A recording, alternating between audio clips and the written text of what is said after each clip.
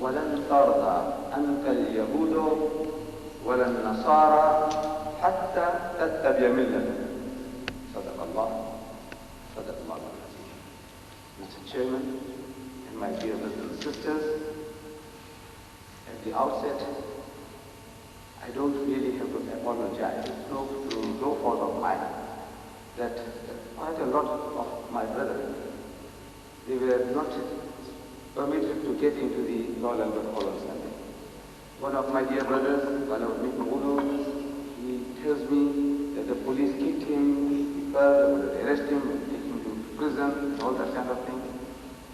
That brother, I mean, everybody is complaining, but I can't offer what I'm offering that brother in particular. You know, the one who told me about the police kicking him and, wanting to take him to prison. I'm offering that brother a videotape of the Royal Albert Hall lecture, absolutely free.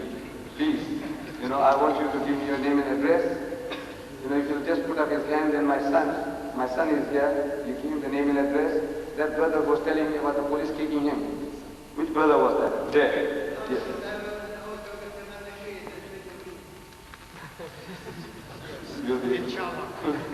Let me give you the whip now. You can buy the horse later. The reason for all that turmoil was that the hall was booked by the Christians. You see, it was booked by the Christians because they had challenged us. And when they challenged me, I said, now look, you challenge me, you go and book the hall. Then I will come down. In other words, otherwise you can get every type of puppy. Little dogs, Pekingese, everybody wants to challenge the man. So you can say, I challenged Ahmad DEEDAT and I took him to task. I said, no, if you want to have that privilege, you must pay the price. So the guy agreed. Now since he agreed, he paid the price and the tickets were in his hands. They were supposed to give us 50-50. Half. But the guy didn't play the game. We will not do it. But in the future, I assure you that we will not go to the Royal Albert Hall anymore. That's finished now. No more. It's too small, we have realized it. So either we go to Wembley Stadium or to the exhibition hall in Birmingham, where I'm told that some 20,000 people can be accommodated. The topic I have chosen for this evening's talk is the challenge of Islam. This is a Christian publication.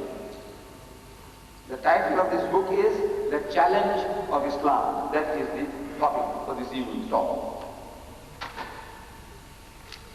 In the verse that I read to you from Allah's Kalam, Allah gives us an eternal reminder about our relationship, the Muslims' relationship with the Jews and the Christians.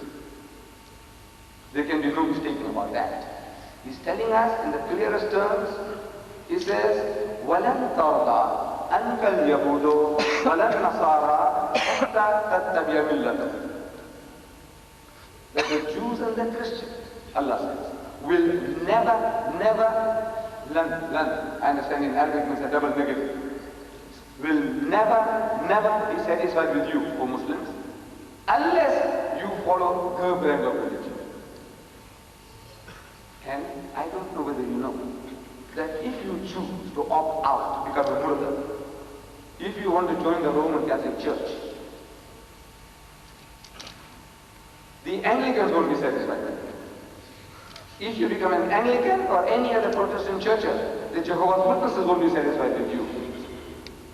If you become a Jehovah's Witness, the Seventh-day Adventists won't be satisfied with you. They have 1,000 different churches and denominations, and each and every one, he is made to believe that he is on the right and even the Christians are all in the wrong. See, the Roman Catholics say, we are the true Christians, the original church. Peter, the first Pope, he started it. And all the others who call themselves Protestants have protested away from the true path. So the Lutherans, the Anglicans, the Methodists, the Presbyterians, and 1,000 different churches, they have protested away, so they are out of the faith of Christianity. But they tolerate one another when it suits them, but in the heart of hearts, in their minds, they do not accept the others as one of themselves, like themselves. So they will never be satisfied. Now on what branch you follow, if you choose to this. that anyone, the other Christians won't be satisfied with you even. And this has been from the very beginning. From the very beginning of Islam, the Jews were telling the Muslims. Allah says in His Kalam, so وَقَالُوا, and they say, لَنْ يَدْخُلَ الْجَنَّةَ إِلَّا مَنْ كَانَ هُودًا أَوْ نَصَارَىٰ. That you Muslims will never, again double negative, will never enter Jannah. There is no Jannah, there is no heaven for you, there is no paradise for you, unless you become a Jew or unless you become a Christian. This is what they have been posting. They're telling the early Muslims. They said, you follow this man, illiterate person, he doesn't know how to read or write. You follow him, you'll go to perdition, you'll go to hell. You want to go to heaven? The Jew says, follow us. The Christian says, you want to go to heaven? You follow us. In answer to that, Allah says, Tilka amaniyuhum. And this is the wishful thinking, vain desires, hallucination. You say, bakwas, blah, blah, blah. Don't be afraid of that. Qul, tell them how to burhan. So produce your evidence. In kuntum sadiqin, if you are speaking the truth, let us have a look at your burhan, your proof, your certificate that sends you to heaven and destines us to Jahannam, hell. Let's have a look at your proof. And they have produced the proof. They have produced the proof in 2,000 different languages. Do you know that? The Bible. In 2,000 different languages. She said, my Bible says this, my Bible says this, my Bible says this, my Bible says this. They have 11 different Bibles for the Arabs alone. Did you know that? I was thinking that there was only one Arabic language, the language of the Quran. That's what I thought. And I thought all the Arabs speak that language. But now they are telling me, I've got a sample here, of 11 different Arabic Bibles. Dialects, script, types of writing. Oh, there is an Egyptian script, Egyptian Arabic. Then there is here, it says Tunisian script. It says here Al-Karshuni, for the Syrians. There is Algerian colloquial, there is Tunisian colloquial, there is Egyptian colloquial. I didn't know all this. And there is the Moorish colloquial, and there is a Palestinian, and there is the Southern Sudan. For everyone, a different dialect, different Bible. So you Arabs have no excuse on the day of judgment, as the Christians feel. They can say, Ya Bari Ta'ala, for these Arabs we gave them a Bible in their own dialect. Whatever dialect they want, we gave it to them. And the guys still didn't hearken to the call, sent them to hell. No excuse. Now when Allah Bari Ta'ala commands us to demand proof, قُلْ هَاتُوا بُرْهَانَكُمْ, it presupposes that when proof is produced, you will be able to analyze it. Otherwise it makes no sense. When Allah tells us demand proof, and the guy gives us proof, we must analyze it. We're not going to solve it. So they produce the Bible in 2,000 different languages. 2,000 different languages they can use the Bible. Proof. My Bible says this, my Bible says that. Now we analyze it. This is how Allah is commanding us to analyze it. When you analyze it, you find they haven't got a leg to stand up. And it is so easy, wallahi, it is so easy to reveal with them. On this basis, the basis of the Quran. Allah says, demand proof. Let's see the proof. And he hasn't got what he's telling you. It's not there. He's programmed. See, we all get programmed. It's a natural thing, from childhood. My Hindu cousins, they program the little children. This monkey is our God. This elephant is our God. This handsome man is our God. This is our Rama. This is our Krishna. This is our Sita. This is our Hanuman. This is our Ganesh. They are programmed. And as we grow up, we will start cringing before these images. Programmed. We can laugh at it. So how can human beings in the 20th century go and stoop down before these things? No, it can't happen. Programmed. So the Christian also is programmed. From childhood. Father, Son, Holy Ghost. See? He's programmed. He believes that Jesus Christ is the only begotten Son of God. Begotten. Says Adam? Yes, the Son of God in the Bible. God has got sons by the tons, but no. Jesus is not like that. He was begotten, not made. Adam was made by God. Jesus was not like that. He was begotten. Begetting is an animal act. It belongs to the lower animal functions of sex. How can we attribute such a quality to God? But they are. So now the Muslim, Islam is the only religion which comes into conflict with Christianity. From the point of view that Islam claims to correct, complete and supersede Christianity. No other religion does that. The only religion which tells the Christians that look, this is not right. You mustn't eat the pig. It's not in your book. Jesus Christ never ate it. That's true. None of his disciples ever ate that stuff. Jesus went and killed 2,000 pigs one hit. You know, we believe that when he's coming, the second coming, he's going to destroy the pig. What destroy the pig? He started in 2,000 years ago. He killed 2,000 one hit. Just like that. What? If it was a good thing, would you have done it? If it was an edible stuff, we would have done it. 2,000 pigs one day he destroyed in the Bible. So don't eat the pig. Don't drink alcohol. Don't be promiscuous.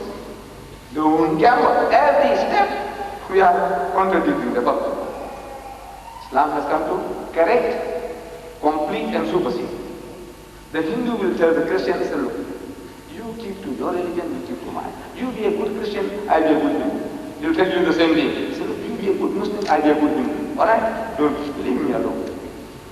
The Jew says his mind is his own business. He said, look, he's not interested in converting anybody. He's made his religion a racial religion. You have to be born a Jew to be a Jew. They don't want converts. Because the whole world, to them, are goyim, napa, khalif, filthy, dirty people. Gentiles. The whole world. They don't want the Gentiles, the rubbish, to come into the religion. So they make the religion a racial religion. So Islam comes along. Allah Ta'ala has given us this deen. He's telling us that He has given you a deen, لِيُزْهِرَهُ عَلَى الدِّينِ كُلِّهِ, that it may prevail, overcome and supersede every other deen, every other way of life, whether it be Hinduism, Buddhism, Judaism, Christianism, communism, every ism. Islam is destined to master them all, bulldoze them all. This is the best of Islam. The role which we are experiencing, where they are making inroads into our community, where they are stealing our children, where they are using us as doormats, as punching bags, want to make nests in our head. That role is our choice. This is not our destiny. The destiny Allah gives us is His deen is to master them all, bulldoze them all. وَلَوْ كَرِهَ الْكَافِرُونَ. So now how many unbeliever might not like it.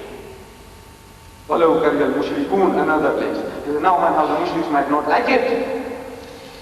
And he repeats the same formula. Again in the Quran, 3 times in the Holy Quran, he repeats the same formula. He said, هُوَ الَّذِي أَرْسَلَ رَسُولَهُ بِالْهُدَىٰ. He is who has sent his messenger with guidance, with haqq, and with the religion of truth.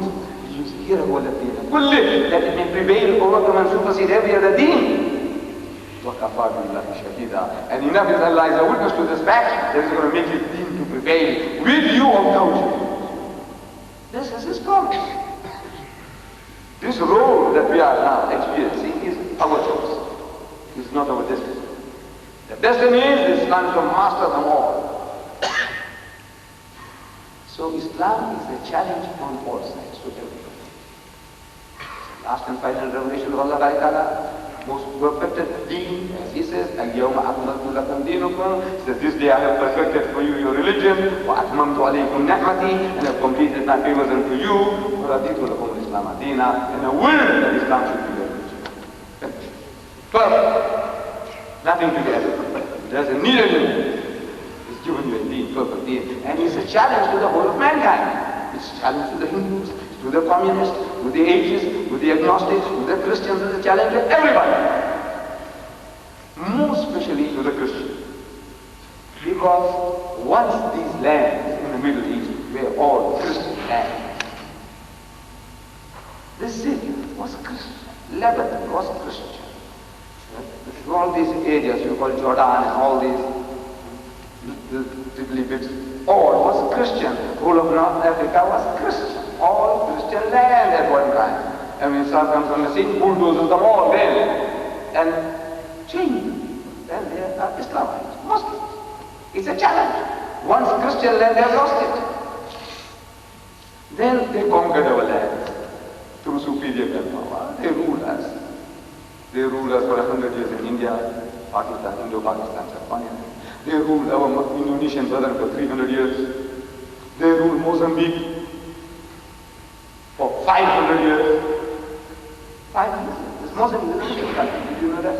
Even today, 60% of the people in Mozambique are Muslims. Did you know that? When the Portuguese, 500 years ago, when they were finding a sea route to India, for our spices, they were finding a route to India, they knocked hells into our blood because of the superior gunpowder, and they conquered this place called Mozambique. Mozambique was a Muslim territory. There was a Muslim governor, an Arab. His name was Musa bin Baik. Musa bin Baik. The Portuguese couldn't say Musa bin Baik, so they said Mozambique. And it just started. Mozambique is a Musa bin Baik. The Jabal al-Tariq, they couldn't say Jabal al-Tariq. Tariq was the Muslim commander who crossed into Spain and they burned the boats. So it's Jabal. Jabal means mountain of Tariq. Jabal al-Tariq. They can't say Jabal al-Tariq, they say Jabal Gibraltar. No, it's a Muslim territory. Challenge. Manila, the capital of the Philippines. Manila is Ma'amanullah. With the help of Allah, they reach there. Ma'amanullah, they can't say Ma'amanullah, they say Manila. Muslim. We are a challenge. And in South Africa, this book is written, The Challenge of Islam in South Africa. There they found that we Muslims, we are there for 300 years, the first group of Muslims, that touched those shores were from Indonesia. You see, when the Dutch, the Hollands, when they conquered Indonesia, those of our brethren who were fighting for their freedom, the heroes, the freedom fighters, they were captured as prisoners of war, and they were shipped to the Cape of Good Hope and sold to the white man as slaves. Then when the British conquered Malaysia, those people were fighting for their freedom. They were captured as prisoners of war and shipped to the Cape of Good Hope and sold to the white man as slaves. Good hope for the white man. It was good hope for the white man. And for 300 years, they have been hammered to Christianize. 300 years. After 300 years of hammering, the Muslims there, whom we call Malays, it's a wrong term, but we call them so-called Malays in inverted commas. These Malays are one of the most militant Muslim communities in the world. After 300 years of hammering, they became hard as steel. Amazing. The same period of time when our African brethren from the West Coast were taken over to America and they were 100% Christianized. These Muslims, they fought back, and they have become one of the most militant Muslim communities in the world. So, for 300 years they tried, and they have multiplied. The Muslims have multiplied. Beyond natural multiplication, beyond procreation, we multiply. And we are a challenge. They uproot us from one place to another. They uproot us from our settled homes, our Jummah Masjid. Take us away out into the Kunduz, into the wilderness. And they will put up our own new habitation, 11 mosques in Chatsworth, 13 mosques in Lothian, in the Transvaal. You uproot us, wherever you uproot us, we pick down again our masjids. Taking down is right, we will be here, inshallah, until Yawm al-Qiyamah. We are a challenge. In a foreign environment, the government is in the favor, financially, they have everything, missionaries by the thousands, and they have not been able to work with us. We are a challenge. This is what the guy is telling us in the book. Same thing here.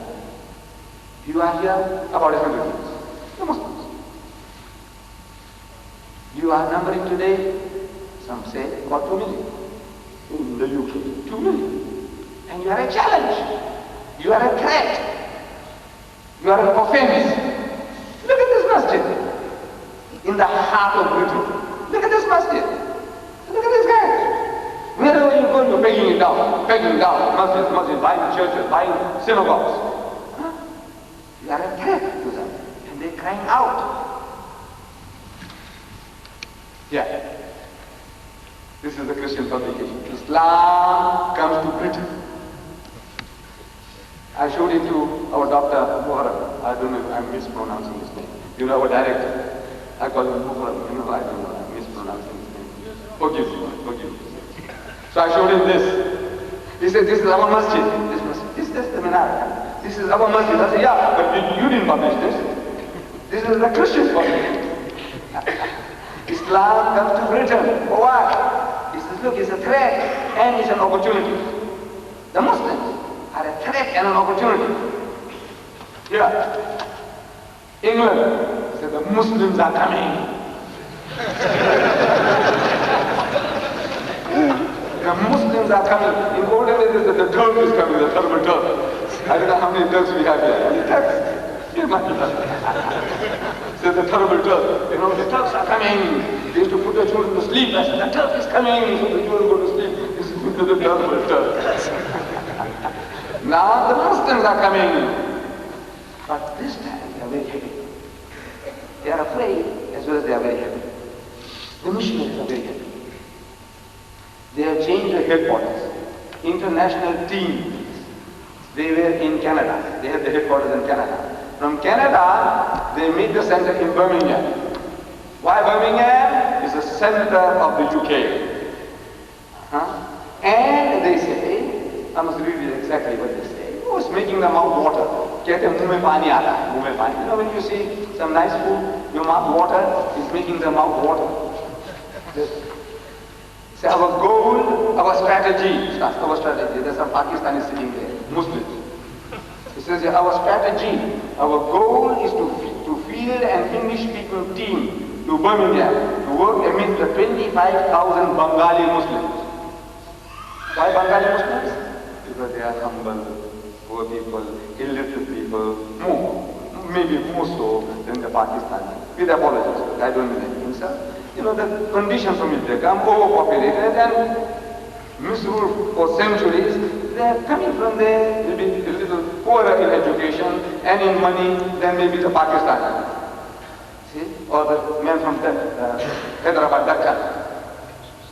Better education. So Bengali is making his mouth water. He's making the Christian's mouth water. What an opportunity. Now they say, the Christian. They said, you see, we have 5 extra advantages against the Muslims. 5 advantages they have, which they didn't have before. Number 1.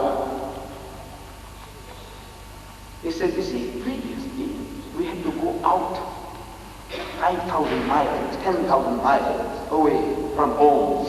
You know, they are used to this climate. They are used to their comfortable homes. From here, they have to go to a foreign land, away from a home base. Now, these people are coming. So we can work from a home base. We can sleep with the wife and children, and in the morning we can get started going and knocking people's doors. Or we can work till late at night, and we can sleep with our family. You are now working from a home base. Previously, 5,000 miles away from the home base, 10,000 miles away from the home base. See now? One advantage. Number 2. Said culturally, the people, when we went to in Africa or Bangladesh or Indonesia, culturally they were very, very backward. We have to sit on a grass mat on the floor and the flies are buzzing around us. And the smoke is coming from that kitchen of yours, the chimney, the chimney. Smoke is coming, he's smarting his eyes is watering, his nose is watering. Now, culturally, you have sofa kursis, you know, nice sofa, comfortable lounge suite you have, and you have a nice dining room table and the chairs all around it. Look, culturally, look, this guy is ready to receive us. You don't have to go anymore to Bangladesh and sit on the ground, or to Indonesia and sit on the ground. Comfort. These guys are already prepared for us, for our needs. This is sofa kursi.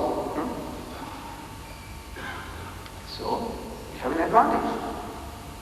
Number 3, when we went out in the past to do our missionary work,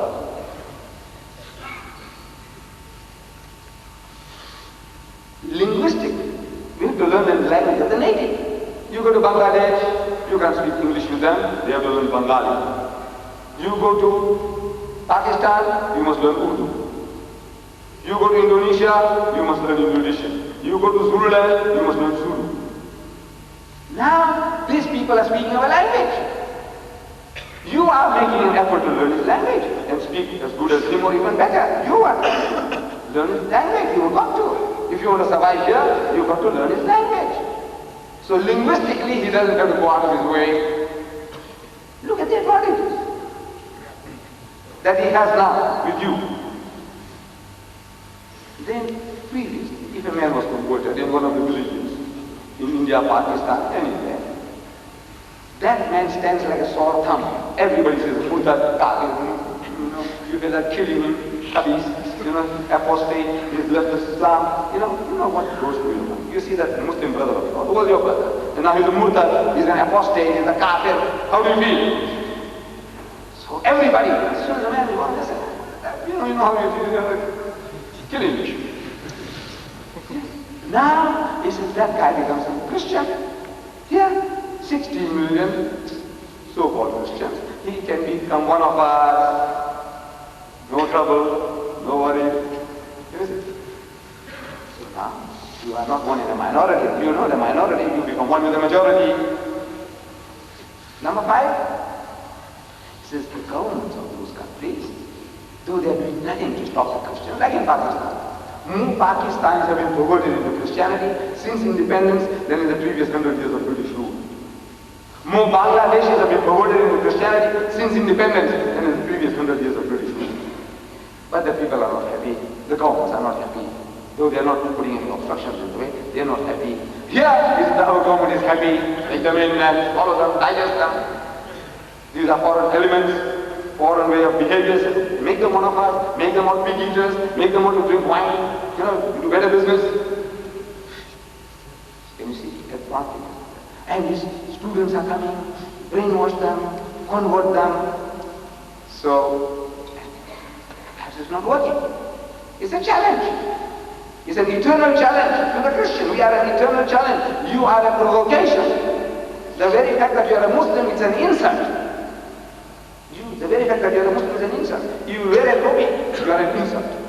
To them, maybe we also feel it that way. So we say, take it away. Put it in the pocket. Yeah, you are an insult to them. You are provoking them. Even with this. Previously we used to be with the red fez, the Turkish fez. I used to wear that, like a Turk. We had a brigade, called the Muslim Dance Brigade. Everybody wore the Turkish fez. We call it Turkish fez. The red topi with a tassel. Yes. But now, even this humble thing, we are terrified of. We have lost our identity. We have lost. The Sikh, a handful of Sikhs compared to us in India. There are 15 million Sikhs. Those guys with the turban and the hair comes out and goes back into the turban. Look, we must take our hat to them. Allah. They have an identity. They identify themselves. I'm a Sikh. He's proud of being a Sikh. We are ashamed of being a Muslim. Yeah. You don't have to wear anything provocative, but this humble thing, even this you are afraid of. You know what? Inferiority complex. You know what this can do? This is one of the most potent weapons. Yeah, this is a problem. Most potent weapon. In India, I'm telling my brother that if you wear this, 120 million Muslims, you just put on this. It boosts your morale. It will boost your morale. It's like that. We have so many Muslims. It terrifies the enemy. So many Muslims. In India, in our country. It terrifies the guy out of his wits. And our Nabi Kareem sallallahu alaihi wasallam, he taught us this psychology. He said for Eid ka, go out of town. Do it. Therefore, here is difficult, but you can go to Hyde Park. Yes, Hyde Park. Or somewhere else. 10,000 people, 100,000 people. Go to Eidgah. Why Eidgah? He will take menstruated. What they will do? They will not go to make salah. No. If the woman goes, in any condition, she goes, the children goes with. Now the enemy is watching. What? So many Muslims? We didn't know. And the Muslims, we didn't know there are so many. Boost your morale and terrify the enemy. You terrify. That's the psychology of Eidgah. But no. We don't want to go out. You say, yeah, maybe people will see us doing monkey tricks, going up and down. We might as well, enclose. That's beautiful masjid, yes. But our Nabi said, go to Eidgah. What for? Psychology behind it. Even menstruating woman, you say. What for? There's a psychology behind it. It gives you power. You see your brother, so many. Terrify the enemy. In India, I went to my country. I was born in India. After 50 years, I returned to see. And there is a town from where I come from called Surat. Surat is above Bombay. It's a small port where Arab traders went, to barter the dates for our Muslim cloth, our turmeric, our tamarind. And we came into contact with them and we became Muslim. My people are still. In Surat, when the British were ruling, anytime there is a trouble between Hindu and Muslim, we had Muslims who were Urdu speaking in Gujarat. They speak Gujarati like me, but also the home language is Urdu. They said there were old soldiers left to the Turks, when the Turks conquered the place. And now we are those remnants left over, so they speak Urdu. We speak Gujarati. He also speaks Gujarati, just as good as us. But his home language is Urdu. We call them Miyabais. No insult intended for anybody. This is how we call them and they recognize. We say Miyabai. We are Boras. We are the Sunni Boras. Boras, we are. So, these Miyabais, they were a military compared to my people. My people were farmers. Humble people. These Miyabais, any trouble starts in no time. Settle the whole thing. Settle the whole thing. No problem for us, we in the villages around Surat, no problem. The Miyabai does the job. The Miyabai does the job. He's the military man. Kamaro, so I die, that's military time. More like the Pakistani. So I go after 50 years and I can't see a single Miyabai. Not one. What happened? No. Nobody. They don't want to be recognized. Why? Afraid you're terrified. Of the Hindu, you don't want the Hindu to recognize you. Psychology is, he does the job. You do it for that, your mind is already gone down, finished. You are terrified. Because you're not identifying yourself, you're terrified. If I identify, maybe Hindus might start some trouble, or maybe they might not hire my taxi. Right. So he does the job. And the Hindus are telling two things you must do to these Muslims in India. Two things. Number one, dissuade them from using the Muslim names. That's very easy. Very easy. Dissuade you from using the Muslim name. You go for a job, what's your name? Muhammad Sadiq. You see now it's full up. Next, some other time, maybe if there's something I will write to you. AHMED, DEEDAT. DEEDAT can pass. You see, this is a Hindu surname. We have Hindu surname. Originally, we were Hindu. You see, we became the surname. AHMED is Muslim. No chance. So I go, try one place, another place, another place, I'm making a headway. So I said, no man, maybe it's a name. So I'm DEEDAT can pass. But AHMED, said, look man, do something with AHMED. Maybe I can get a job. See, I got it. Dissuade you from using your Muslim name. Number two, dissuade them from wearing a head. They're telling you, dissuade the Muslim from putting on an identity. And you did it voluntarily. Voluntarily. They didn't say anything, you just did it. What they want you to do, you did it. So 120 million Muslims, no say, you are worthless, not worth tuppence in that country. A handful of Sikhs, Indira Gandhi was bending backwards to appease them, and Rajiv Gandhi gave them everything they wanted except independence. We Muslims, we can't even cry in that country. You know that? We can't even say, why are you hitting us? Then average of 2 riots a day are taking place against our people in our own motherland, and you can't even cry. Why? You lost your identity. Who made you to lose it? You did it yourself, voluntarily. No, these are little things. Little things. I'm not telling you must put on a turban or put on a red fence and provoke people, like the red rag to the bull. We don't want you to do that. But something humble. Sikh has got an identity. That identity gives him power. He is like a lion. He is like sheep and goats. Emasculated animals ready for slaughter. If I'm going to have question time, you can question me. And you can take me to task. Even afterwards, I said, look uncle, I think these are all fibs, false stories you're talking about. I said, look, this is what I observed. This is the reason. If you have a head here, you see a man in the streets, Assalamu alaikum. I have been traveling, this is the 7th trip of mine to the UK. I have been traveling in the underground, often. And I see a man across me. I can't start a conversation. Because I'm asking, where you come from? You people will say, is that your business? Do I owe you something?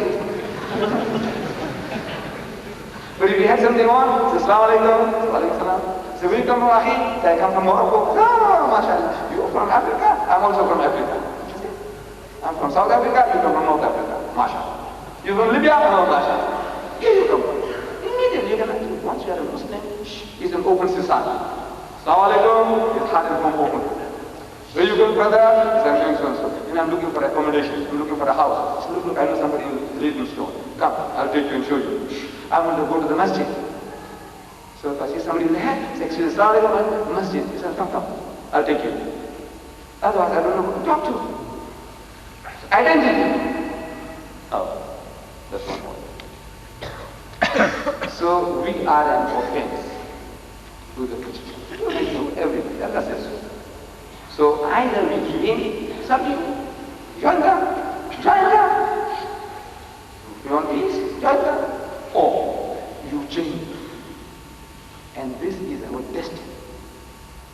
When Allah says, He's given you a deen, that is the master who can supersede them all, bulldoze them all, not with a gun, even if you had it. Even if you had the laser gun, you have no right to force Islam down anybody's throats. Allah says, like Rahmati, there is no compulsion in it.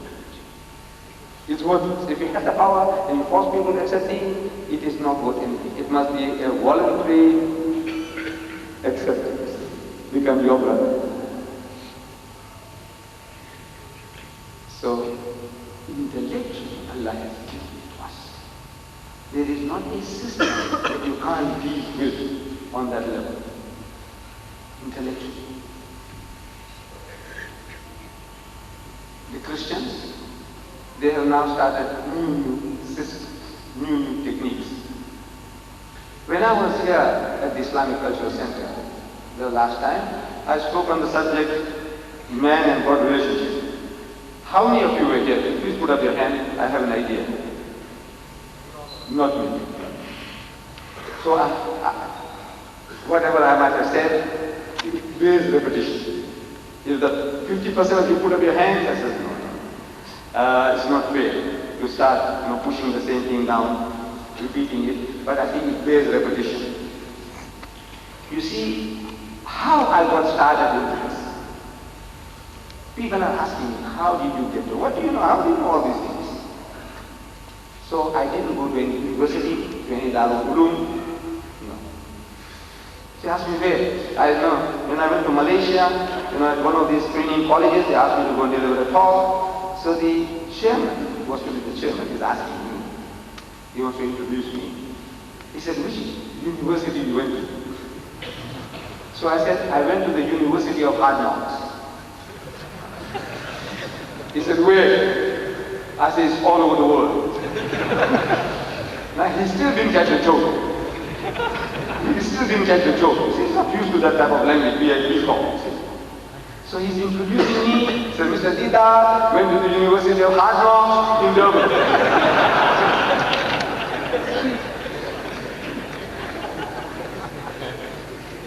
So the hard knocks were hard knocks. You see, after leaving school, I started working in a country shop away from the city. And this is a Muslim shop, and across the valley from where the shop was, there was an American-born mission, And they were training missionaries. Yeah, in South Africa, in Natal, outside Durban, training missionaries. And these missionaries, whatever they learned, they came to experiment on us in the shop. He said, Muhammad has so many wives. I said, I know nothing about that.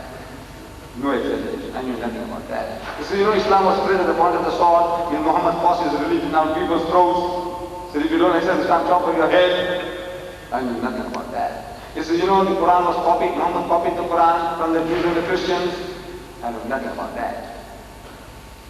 This is the only thing I knew about Islam was that I did the kalima. I'm a Muslim. And if I met any of you then, and you say you're a Muslim, he said, yes, he read the kalima, the shahada. Did it? She said, I ilaha illallah Muhammad Rasulullah. I said, you pass. That's my test. It's like a magic formula. If you can say that you're a Muslim, if you can't say that you're not a Muslim. That's the only thing I knew. I knew how to make salat. The way my father made wudu, I did it. The way he made salat, I did it. The way he fasted, I fasted. That's what Islam I knew. I knew nothing more. These guys are telling me they're using the Prophet, using Islam. All the other staff, they're all school boys, all cheap labor, just at school, everybody, me and all the others, and we are utterly helpless before this Christian mission. So either leave the job and run away, or you fight back. But you can't fight back if you have no knowledge. You need weapons. No weapons, no knowledge. And jobs are hard to get. You can't go and start looking for another job, you can't. Very difficult. It was those days.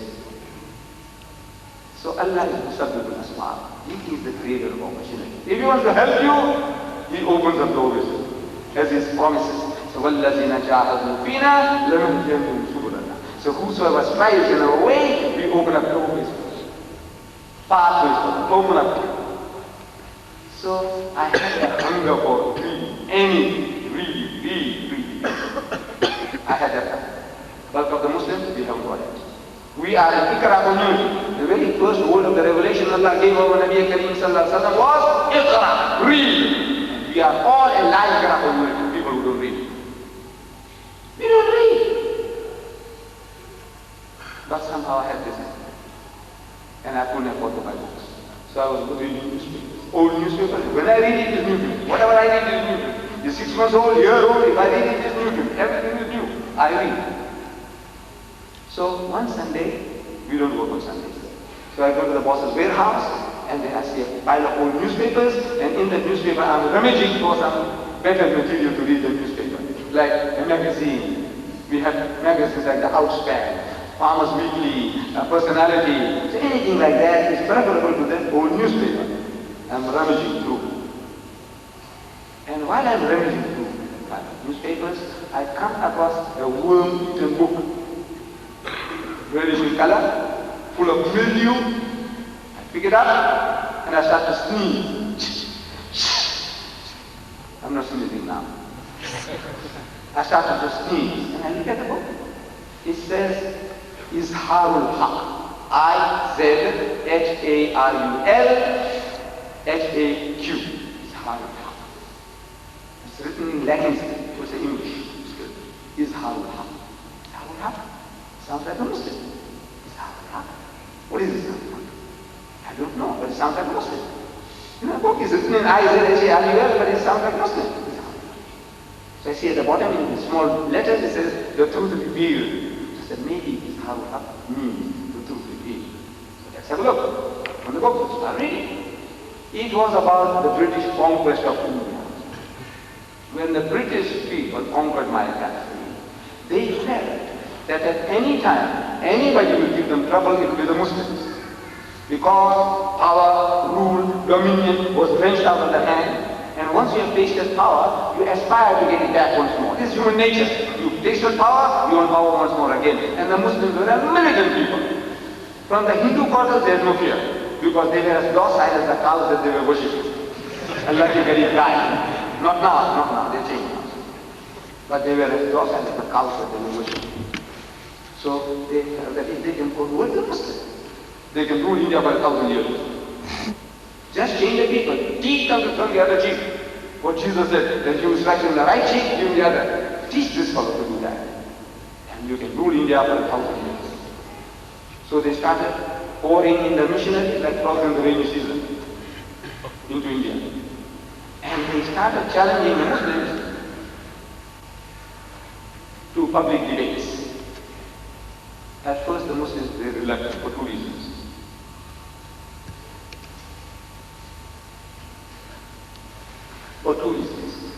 Number one, the British have conquered us. If you speak something and fight back too strongly, they might send us to Kalapan, Andaman Islands. Like in South Africa, they send to Robben Islands. So they must send you somewhere to Kalapan, in the Bay of Bengal, this Kalapan. Andaman Islands. They deport all kinds of dangerous characters there. So now they might send us away there, to this thing is out of the way. Number two, he says, the guy challenging us in English and we can't speak English. Good excuse. Our Allah said we can't speak his language. How can we debate with them? So they mastered our language. The missionaries. And this is the genius of the Western. Wherever he goes, he learns the language of the native. Wherever he goes to Indonesia, he learns Indonesian. He comes to Zululand, he learns Zulu. He goes to Basutoland, he learns Basuto. He goes to Swaziland, he learns Swazi. Wherever he goes, he masters your language. He goes to the Arab countries, he learns your masters your language. So he mastered our language. And he challenged Muslims in Delhi to public debate. Now, what excuse? So Maulana Abdul Aziz of Delhi, he accepted the challenge. The young men stampeded him. He said, come on now, he wants to talk in our language. How can you say no? So he accepted. And according to the appointed time and date, the debate starts. And I'm told in the book that 100,000 people gathered in India gathered. And there was no mic system. I don't know how voice traveled those days. But you get tremendous pleasure. You see your view, then, this is a little tiny thing, What did happen? Somebody passes the way, he gave a good blow. You Mara, Masha. Maybe he creates his own story to see what's going on there. His community on what's going on there. So, according to the appointed time and date, the debate starts. And Reverend Founder was a guy from Britain, from your country. He speaks in Urdu. Ke Maulana Sahib, get the debate started. Shuru kijiye, get started. So the Maulana says, look, you are our elder brother. Christianity precedes Islam by 600 years. As such, you are our elder brother. And according to our culture, you have the first preference. Number two, he says, you are our guest. No doubt an unwelcome guest, but a guest at that. And according to our culture, Hamara Nidwan, first reference goes to our guest. So as such, you get the thing all started. Started talking. So the Reverend begins in Urdu. He says, Maulana Sahib, where is your Prophet Muhammad? Now, this minute, where is he? So the Maulana thinks for a moment and he says, he's in Jannatul Firdaus, in heavenly bliss with Allah Barakah. Out of that answers him the second question. He said, all right. Tell us now, where was he when his grandson Hussein was martyred at Karbala? Where was he then? So the Maulana again thought for a moment, and he said he was still in Jannatul Firdaus, in heavenly bliss with Allah Barakah. Out of that answer came the third question. He said, all right, if he was with his Allah, as you say, when his grandson Hussein was martyred at Karbala, didn't he ask his Allah for help? Say, Ya Allah, look at my grandson, they're butchering him, please help him out. Didn't he ask his Allah for help? And there was a long pause. So the Reverend started making his speech. Come on. Didn't he ask his Allah for help? Because if you have a big brother, somebody's bullying you, I have a big brothers here. I said, look at this guy, he's taking unfair advantage of your feet. Come to the rescue. Why should that? So, Allah Bari Ta'ala is there, Prophet is there, only ask Allah, what's happening there? Karbala, please. Didn't he? Can he speak? So the Maulana said he did ask Allah for help. It's a natural thing to do. He said, what did he say? What did Allah say? Because he wasn't saying all this things going on in Urdu. What did he say? And there was an inaudible pause, a very long pause. And the man who couldn't speak started stamping his feet. Come on, what did he say? And everybody heard. The Maulana Marathi. The Maulana got us all cooked up. So the Maulana starts. He said, Allah cried. Allah is Rodia. So, Allah cried. He says, Allah cried. He said, I couldn't save my own son, Jesus. How can I save your grandson?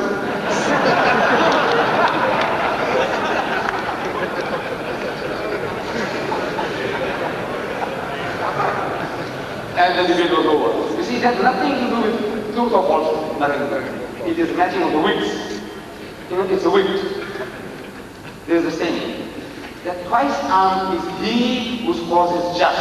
If your cause is just, you give it double spirit. You can stand for it. You're going to fight it. You're going to prepare to die for it.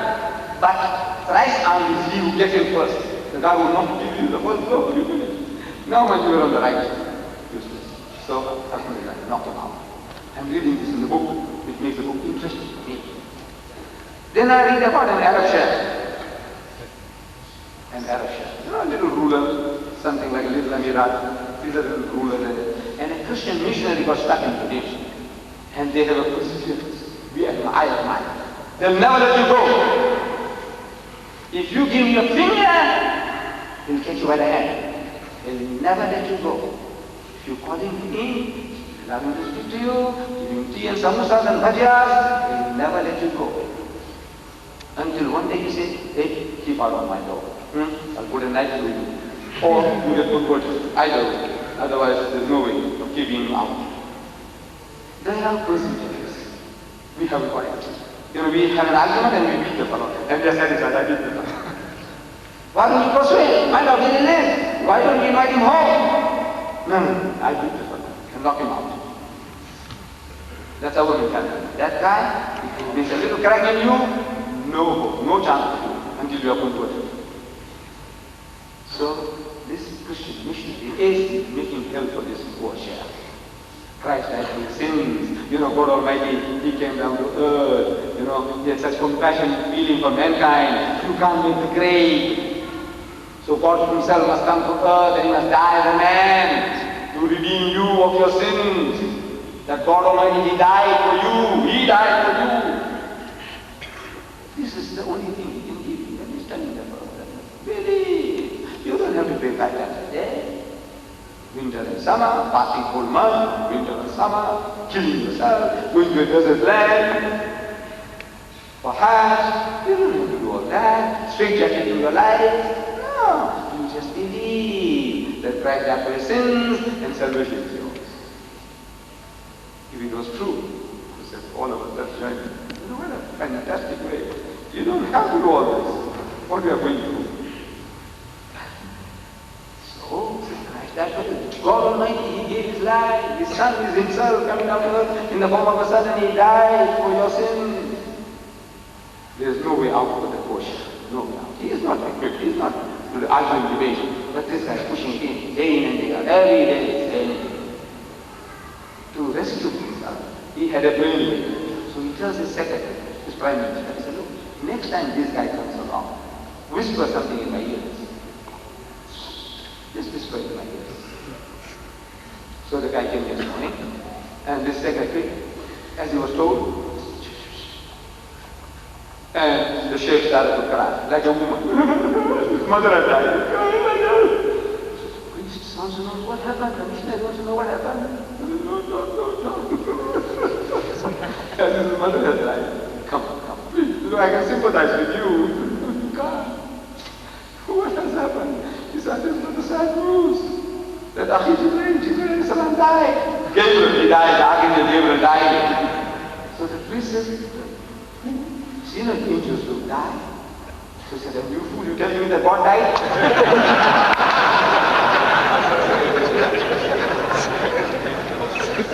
Now I'm reading this in the book.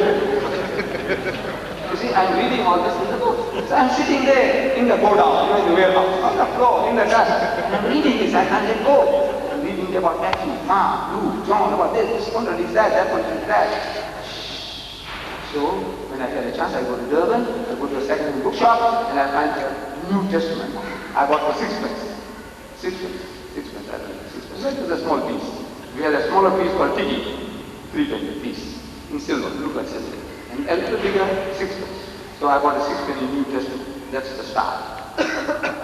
So, I go back to this country place. I say, Matthew, I look for Matthew. Mark. This one contradicts Mark, so-and-so, so I find that.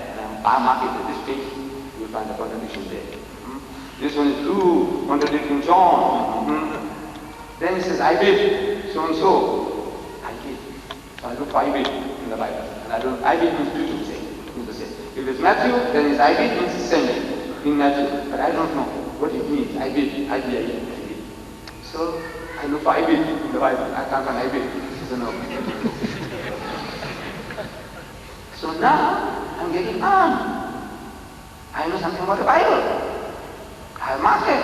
So now when they come to do the Bible, I say, where are you going on Sunday after church?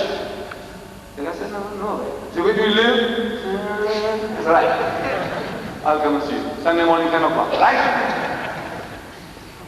So I go. I said, now look, 1 point you give me in the favor of your religion, I give you 10 against it. You give me 1 blow, I give you 10. That's the only language I knew. See, I'm a schoolboy, just at school. You give me 1 blow, I give you 10. When I got my kids now. Not with the faces, with the intellect. And every Sunday is a new conquest. It's so pleasant. It's so precious. I tell you, Allah, you know, I did boxing. And I know when you get the guy from the floor and when he goes, it gives you some ecstatic feeling. I did wrestling, I did judo, I did weightlifting. Can you see the way I'm standing now? I tell people jokingly, don't make a mistake, don't try. Don't try. 10 years old man, 68-year-old, take a chance, don't take a chance. So, you get that pleasure, holding the fellow over, knocking him over. Oh, how tasty it is. Then I go to Durban, I said, right, I look for bigger market. See, every Saturday afternoon we close at 1. I have my lunch and look for a church. Go to church, yes. I knock at the door, look for the padre, the priest. I say, Father, you know, I'm very interested in religion. I would like you to come home and, you know, enjoy my meals, you know, bring your family along, and I want to exchange the word of God with you. I persuade people. To me, it's a pleasure. Get the guy to the house. And my wife will cook, you know, we say jalda, you know, whether it's sweet rice, and soji, or biryani. Shh. And they enjoy my food. And they say they enjoy my pork. I give them a good ration. Nobody ever comes back. Nobody ever comes back. They say they enjoy the food, they enjoy everything, but nobody ever comes back. For a second dinner, nobody. That's my hobby. And Allah says, وَمَنْ أَحْسَنَ قَوْلًا مِمَّنْ دَعَا إِلَى اللَّهِ. Who is better in speech than he who invites people to Allah's service? وَعَمِلَ صَالِحًا, and is a doer of good deeds. وَقَالَ إِنَّنِي مِنَ الْمُسْلِمِينَ, and he says, I know those Muslims who have submitted the will to the will of Allah. He is asking who is better than in speech than he who does this. In other words, there is nobody better in speech. The best speech making that you can do is to invite people to Allah's service. The best hobby, the best preoccupation. The best occupation, this. My hobby has become my occupation. I can't imagine anybody having a better job than what I have. Allah, there isn't. My hobby is my occupation. It's a hobby. It's an occupation. So I started knocking people out here, there, everywhere. And the pleasure it gave me that now it brings me to the Royal Albert Hall. Once, twice in 5 months. Now the guy's challenging me again. Look, Royal Albert Hall is too small, we'll have to go to Wembley Stadium or we go to Birmingham. This is the hobby. This is the private occupation of the Muslim. Every Muslim. You earn your living by all means. Whatever job you do, whether you sweep, clean the toilet, there's no shame in doing any work. Any honest labor, no shame. But every Muslim must have a second occupation. And that is sharing Allah's deen with people. Udu ila sabili rabbika bil hikmah. To invite all to the ways of thy Lord with wisdom. وَالْمَوْعِظَةِ الْحَسَنَةِ, and with beautiful preaching. وَجَادِلْهُمْ بِالَّتِي أَحْسَنُ, and reason with them. Ways that are best and most precious. Like I said, how to do the job. And my brother and my sisters, I said, there is a very easy. Our neighbor, our employers, our co-workers, invite them home for a cup of tea, and your bhajiyas and samosas, and your jalebis. You know jalebi? You know this round thing with the juice inside, sweet meat. Ooh. You know, I gave one to an Africana lady, she came, you know, I took her home and I gave her tea and jalebi. And she said, jalebi, you know this round thing. And she ate that. She's asking, how do you get the juice inside? She wants to know how the juice went inside the jalebi. Yeah, they're interested. They want to know. How such a lovely food. our bhajiyas, our samosas, I tell you, it can knock people over. You don't have to be very clever. Your dal and rice will convert you. Wallah, dal and rice. You said ridiculous. You said ridiculous. I said no. Professor Germanus, professor of philosophy, he was converted by eating our dal and rice. Professor Germanus and Iqbal, Dr. Muhammad Iqbal, were studying philosophy in Germany together. Before Pakistan came to being, this guy, around the 40s, Professor Germanus visits India. That's a point. And he goes to Lahore, goes to meet his old friend Iqbal. It was a Friday. Ba'ad al-Jum'ah. He reaches Iqbal's house. Finding out where he is, he reaches the home. And Iqbal and his friends had just seated on the ground with that little sheet, and they were eating dal and rice with some chutney, chataka, some kachumar, salad and things like that. He sat down to eat. And he sees his friend there at the doorway. Come, man, come. He said, no, I had it. Come on, man, this is coming to me. That's Muslim hospitality. You said you had it. Never mind, man, come and sit down. But I know, I'm here. That you people in Britain, you have changed. That hospitality is gone out of you. You have become like the Englishman. See, the Englishman says, why did you phone me before coming? You say, my people are very hospitable. In South Africa, the Muslim. But the same fellow, when he comes here, you see, we have a saying in my language, that when you tie a horse to the donkey, the horse can't pray like a donkey, but he lifts up his head. Yes.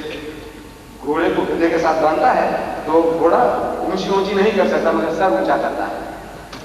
And my people, my own people, I'm coming, finding out that they also become like these donkeys that you are tied to. You also behave like that. You want to know why did you phone me? What? He said, come. Whatever it is, they come and sit down and eat. So he said, come. He wants it. Come, join us. So he sits down to eat. And he's eating what? Dal and rice. Of course, the dal was converted. Meat inside. See, it's a banya food, my nation. And we are banya foods, we're eating dal and rice. Without meat. Now, you put meat inside, you make it Muslim. You're putting meat inside. So, it was made Muslim dal and rice. Can you try it? So tasty, and Allah, our food is so tasty. It's so exotic. In my country, the African hogs it. You know, the white man hogs it. There's no people there in the country when we give our food that he can resist. He eats and eats like a hog. So this guy, Professor Germanus, is eating, tasting the chutney and the kachumar. So what is this? He said, this is dal and rice, our staple food. So what? A nation that can change this simple staple thing like dal and rice into such an exotic food, what kind of a wonderful religion you must have? To accept that religion. That dal and rice, convert to the man. Sounds so silly. Foolish. He did it. People see our cans in the toilet and they get converted. Do you know that? Can in the toilet. My secretary, from our masjid, from our office, we can see the Jummah Masjid door. We can see the passage. People coming in. And he sees somebody around lunchtime, somebody peeping into the masjid through the window. So he was going home for lunch, so he goes and walks up to the fellow and says, look, you want to do anything? He says, yeah, I'll let you know a little bit about Islam. He says, look, I'm going for lunch. If you like, you can join me. And while we are at the lunch table, I can tell you. He said, all right, come. Takes him home. When he goes home, he said, excuse me, I'm going to go to the toilet. My secretary says. So he goes to the toilet, he comes out. So the other man said, Englishman, Hogan, Mr. Hogan, Englishman. He said, look, I also want to go to the toilet. No. He goes to the toilet, he comes out. He said, what do you do with the can inside the toilet? What do you do with the can? So he explained. And then we go for number one, we wash. We go for number two, we wash. What? I said, yes. You know that for good of the fellow. Hygiene! The topmost hygiene in the world. Another guy we converted, the Reverend James Kenya, we call him Jamaluddin. His parents are still Roman Catholics, very staunch. And they always harass him. But he's a very patient young man. Jamaluddin Kenya. You know, there was a Lord Kenya. He's Jamaluddin Kenya, Englishman. So he also takes the can into the toilet. So the father is asking him, James, what do you do with the can in the toilet? So he explains. Again, after a few days, he's getting impatient. James, what are you doing with the toilet? Can in the toilet? So he says, Daddy, look, you wasted 100 gallons to wash the pan. With Harpic, you know, this disinfectant, to wash the pan, make it clean, so you can stand. But he says, Daddy, you don't use one drop of water for yourself. On yourself, not one drop of water. The pan, yes, you wash, but not yourself, not one drop for yourself. He goes and tells his wife. Jamal, his father, goes and tells his wife. He says, you know, what Jimmy says is true, but I won't admit it. Wallah, it is so easy. Allah, call them home. I say, call them home for a cup of tea. What your prajas and samosas can do, you don't do.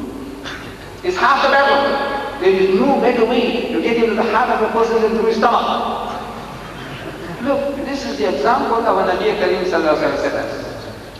It's sunnah. Nobody talks about it. I haven't heard a single learned man talking about the sunnah of the Prophet sallallahu alaihi wasallam. That when he was commanded to preach, he called the leaders of the Quraysh, invited them for dinner. And after dinner, he stood up to deliver the message. Among the leaders was Abu Jahl. And Abu Jahl means father of ignorance. He was no father of ignorance. He was the shrewdest of the Arabs. He was about one of the very few fellows among the Arabs in the time of our Nabi Kareem sallallahu alaihi wasallam who could read and write. He was a rare fellow.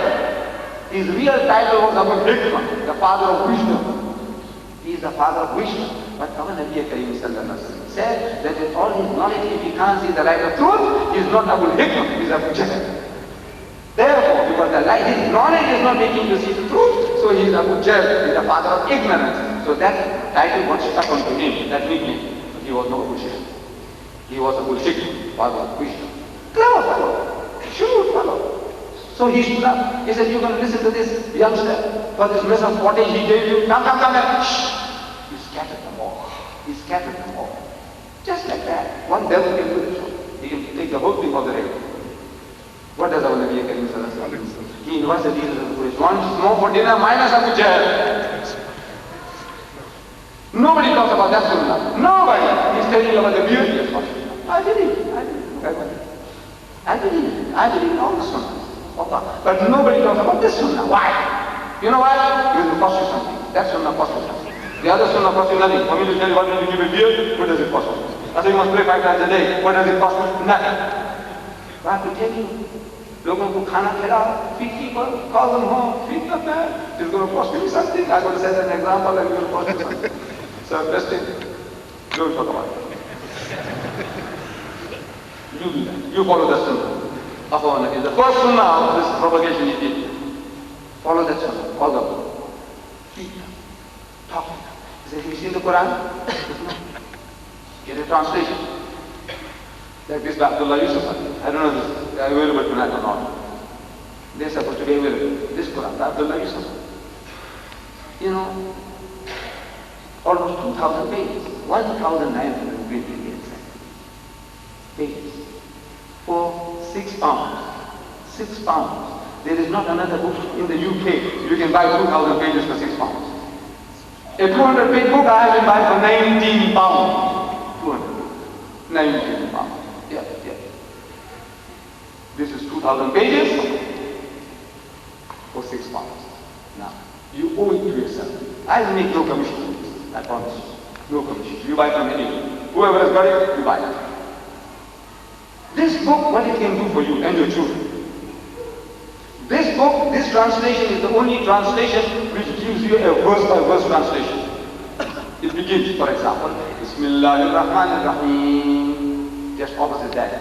In the name of Allah, most gracious, most merciful. Alhamdulillahi Rabbil Alameen. So all praise is due to Allah, the cherisher and sustainer of the world. Ar-Rahmanir-Rahim. Most gracious, most merciful. Verse-by-verse translation. So over a period, you can almost learn Arabic. That's how I am. When I'm talking, I seem to understand what I'm talking, though I don't know Arabic. Simply because I've been using this translation. Again and again. So that constant repetition makes me to feel that I know. And I feel that I seem to know through that system. Number 2, he gives you a commentary, so beautiful. Allah is so beautiful. And his language is so good, as it is an inspiration in itself, the language. The Westerner, you show him this, he can't believe that an Oriental would have written that. As it is a new revelation, which is the English I'm talking about. You don't have to read Shakespeare or Milton to improve your English even. Then it has a very comprehensive index at the back. What do you want to know? Anything, everything you know about the Jew, Bani Israel, and the Israel, Bani Israel. You want to know about the Christian, you want to know about Jesus, you want to know about marriage, you want to know about divorce. What do you want to know? Whatever you want to know on your fingertips. You want to know about marriage and the end, you want to know about divorce and the scheme. Everything on your fingertips. I said, you wait for yourself. And your children, you need it. Your children need it more than anything else. If you, my address, if you understand Urdu better than any other language, I say get an Urdu translation. You understand Gujarati better than any other language, I say get a Gujarati translation. You understand Bangladeshi better than other languages, I say get a Bengali translation. But in your homes, in this country, if you want to live here, and if you want your children to live here, it is imperative that you get an English translation. Imperative. Because without this language, you will not be able to present what is impossible. You might know Arabic. You Arab also, I'm telling you. You might know Arabic, you understand. Directly you imbibe the message. Still not good enough. Still not good enough. If you want to be in this environment, if you want to share this message, you tell, you also means the same. If you want to live in this country, you want to talk to the people, you've got to get an English translation. Improves your English. By talking constantly, improve your English. And you're using the right words, the appropriate words to convey the message. In your own mind, you know you understood, but now when you're going to start explaining to somebody, you can make a hash of it. You can murder the whole thing, the whole idea. Get this? Use it. All your neighbors, your fellow workers, open it, give them tea and cakes, kashas and samosas, open the book. It says, you know what my book says about Jesus? Open the book. Start reading to him. Bismillahirrahmanirrahim. From Surah Al-Imran, that's chapter number 3, verse number 42. قالت الملائكة يا مريم, says, behold, the angel said to Mary. You would say, you understand, you know what I mean. This is when you say, the angel was telling Mary, that's how you would know. So no. Behold, the angel said to Mary, إن الله استفاكِ وطهركِ واصطفاكِ على نساء العالمين. God Almighty has chosen thee and purified thee, chosen thee above the women of all nations.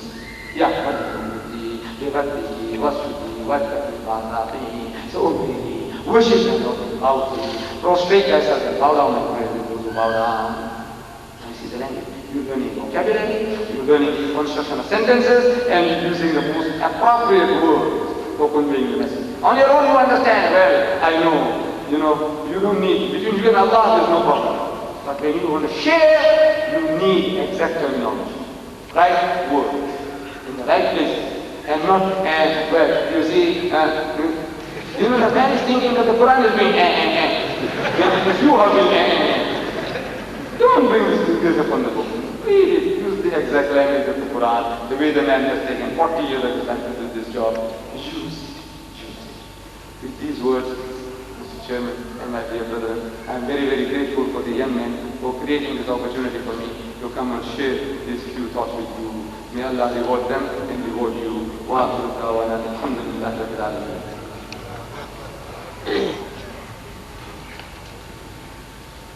Brother Ahmed, we can go on forever. Thank you for the time. We really appreciate the time you spent with us.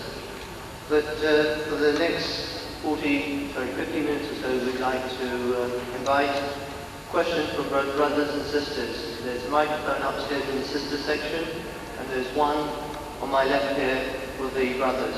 If you can queue up behind the microphone, we'll have alternate questions between the brothers and sisters.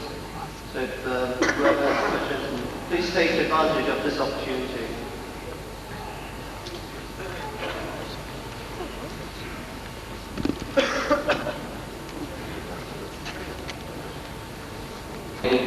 Great pleasure to listen to you, really, today and in the Albert Hall. And I'd like to ask you a question, which always I thought of.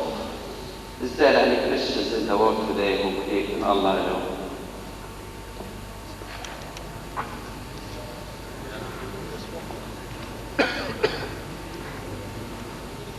The question that you have heard, whether there are any Christians in the world who believe in Allah alone. Yes, there are. See, there is a group of people in Britain also, you call them Unitarians. They believe in the oneness of Allah. But while they believe in the oneness of Allah, they think it is in the Bible, and which is so. The Bible doesn't teach Trinity. It doesn't. It doesn't teach the multiplicity of God. It doesn't. So they read the Bible and say, look, the unity is there, and it is there. It is in the Bible. So they feel they are still Christians. They believe in one Allah, but they still think that they are Christians. And there is no need for them to become Muslims. So our problem is that these people have come so close to us. See? They reject Trinity. There's another group of people called themselves Jehovah's Witnesses. They say that God is one. God is not a triune God. Now there's a secret. As soon as a person accepts what you say, we must congratulate the man. Now that is really leading from agreement. As soon as the man says he believes in Allah, he says he doesn't believe in Trinity. He doesn't believe that Jesus is God. It's a congratulation. Look, our main problem is over with that person. The biggest stumbling block is the divinity of Christ, that Jesus is God, or the Trinity, 3 in 1. As soon as the man renounces that, he's coming closer to you, accept him with open arms. And this is the secret Allah is giving us in the Quran. قل, tell them, Ya Ahl al-Kitab, you people of the book, ta'alaw, come. إلى كلمة سواء بيننا وبينكم, that we come to common terms, that's between us and you. Let us get on a common platform. And that's telling us, get the Jews and the Christians, bring them, all them, that applies to anybody, everybody. Get on to anybody, everybody onto a common platform, a common agreement on anything. In this case, this is number one, Allah na'budu illallah, that we worship none but Allah. Yes, he believes in Allah. Now is a concept. In his concept he might be mixed up. He believes in one God. But who is that one God? Some of them might say that is Jesus Christ. The Hindu says it's Rama. Some says everybody says there is one God. Nobody says there are 3 gods. Even a Trinitarian. This is 3 in 1. So once you find common ground, here's an opportunity to get started. The man says, I don't believe in God. You know he's a very good customer. Did you know that? He's the best customer we have are the atheists. He's the best customer. He's taken the first step in the direction of Islam. He is nearer to you than the Jew, and the Christian, and the Hindu, the atheist. We say kafir, the one who said, I don't believe in God, among the Western. I'm not talking about the mushriks of Makkah. I'm talking about the modern day atheist. The atheist means one who says there is no God. That person is taken the first step in the direction of Islam, if you recognize it. But we don't. You want to fight, kafir, you're going to go to hell. I said, congratulations. It's amazing. This guy did that. He must be off his rocker. You congratulating a kafir? I said, yes. So why? Look, I tell you. I said, you know, congratulations. He's shocked. He shocked himself. When I congratulate him because he expected to fight, and I don't fight, I say congratulations. You know why? I said, if you said you were a Muslim, no congratulations. You know why? Because your father was a Muslim, your mother was a Muslim. You are a Muslim, so what did you do? You were born in it. Did you deserve anything? Congratulations for that? No. You say you're a Christian. No congratulations. Your father was a Christian, your mother was a Christian. Right? This is right. So what did you do? Nothing, you were born in it. But if you say you are an atheist, congratulations. He said, why? I said, you have been thinking. What made you say there is no God? You are thinking. What are you thinking? You think from your background, your own experience. And your own experience was that in your book, you were given a concept of God which was anthropomorphic, meaning thinking of God after your own pattern, that God is like a man. That's how you read the Bible. See, the Christian Bible, the first book of Genesis, it starts about the creation of Adam and Eve. We also have that story, but listen to this, I'm giving the Christian. That Allah creates Adam and Eve, and He puts them in the garden. He says, in the garden, eat anything, everything of the fruits in the garden, except the tree in the midst of the garden. That tree thou shalt not eat, because that the day that thou eatest thereof thou shalt surely die. Finish. And Shaitan made him face into them, and they act. And when they act, this was supposed to be the tree of knowledge according to the Bible. So the knowledge came to them that they were naked. Prior to that, they were living in felicity, innocent. They didn't know that they were naked. Now they know that they're naked. So they started plucking leaves to cover themselves. And Adam heard the footsteps of God walking in the garden in the cool of the day. Boom, boom, boom. You know the mighty King Kong. Boom, boom, boom. So he heard the footsteps of God walking in the garden. That's what the Bible says. Now while I'm talking, you visualize the scene. Monkey chant millions and millions of times bigger than that. The earth must have shook. Boom, boom. So Adam heard the footsteps and he hid himself in the bushes. He hid himself in the bushes. God comes and stands where Adam was a few seconds before. And he says, Adam, Adam, where art thou? Look, this poor man didn't know where Adam was. So Adam came through the bushes. He said, I'm here. So look, if you behave like that, you have been up to mischief. Why would you behave like that? You must have done something wrong. So you know what he says? He says, the woman that thou gavest to me, she made me to eat. You know, in other words, blaming Allah. If you didn't give me that woman, I would be in trouble. You are at fault. You shouldn't have given me that woman. That cow. Our father. He says, is the woman that thou gavest to me, she made me to eat. And you woman? He said, no, it's a serpent that beguiled me, passing the buck, the oldest game in the world, passing the responsibility to somebody else. But you believe in a God like that? Do you? No. Same book, first book, Genesis. Hazrat Musa alayhi salam, he said, oh God, oh Lord, I want to see you. In the Quran, same request. Allah says, Lam tarani, you shall never see me. He is insisting in the Bible, saying, I must see you, I love you. And sometimes we're not children, they also want something that is not good for them. They do the same thing, so he's doing the same trick with Allah. Say, Lord, I love you so much, I must see you. Say, all right, I'll do you a favor. He says, I'll put you between two rocks.